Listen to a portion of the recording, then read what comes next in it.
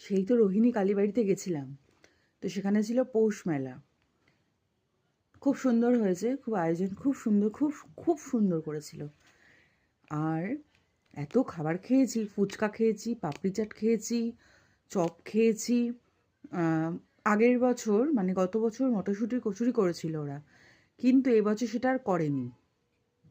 যে মানে যিনি করবেন বলেছিলেন, স্টল লাগাবেন, তো সেই ভদ্রমহিলা অসুস্থ হয়ে পড়েছিলেন হঠাৎ করে। আর প্রচুর ফুচকা খেয়েছি আজকে, একদম মন প্রাণ ভরে। এখন এই রাত্রিবেলা বসে পড়েছি ম্যাগি নিয়ে। খিদে ছিল না, কিন্তু শীতকাল আর গরম গরম ম্যাগি। বর বলল যদি একটু ম্যাগি হতো আমি করে নিয়ে আসছি। না না, তুমি বসো, আমি করে নিয়ে আসছি। ওকে দিলাম একটা হাফ বয়েল এগ। আমি এত রাতে আর ডিমটা খাবো না, কারণ আমি প্রচুর ফুচকা খেয়ে ফেলেছি, তাই খাচ্ছি এখন ম্যাগি।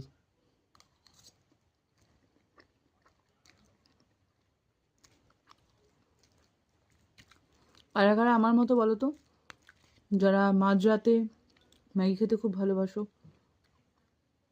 অনেকেই বলে খুব আনহেলদি, আমিও স্বীকার করছি, তাও ম্যাগি ইজ ম্যাগি, পিওর লাভ।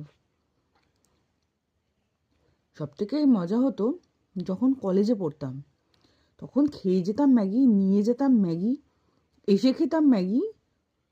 তারপর তো প্রচণ্ড পরিমাণে মোটা হয়েছিলাম, তার যা সব খারাপ উপাদান দিয়ে তৈরি হতো। তো এখনও কিছুটা চেঞ্জ হয়েছে, কিন্তু ম্যাগি প্রীতি আমাদের আর কমছে না। আমার সব রকম ম্যাগি ভালো লাগে। সুপি নুডলস, তারপরে শুকনো শুকনো সবজি দিয়ে।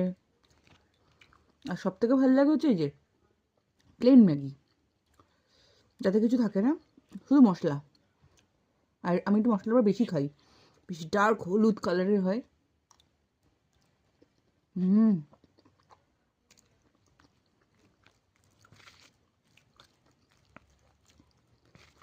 এবার ভূতের গল্প কারা কারা শুনছো? জানি অনেক অডিও চ্যানেল আছে, আমি নিজেও শুনি। আমার না যে সাউন্ড ভালো, মানে ওই পেছন থেকে দমাস করে উঠবে, ঝপাত করে খানিকটা বিদ্যুৎ পড়ে যাবে, আমার আবার সেসব হচ্ছে না। তো যা আছে তাই দিয়েই করব। যারা যারা শুনছো একটু জানিও কেমন লাগছে। ওই আর কি, কমেন্ট করলে একটু উৎসাহ পাই।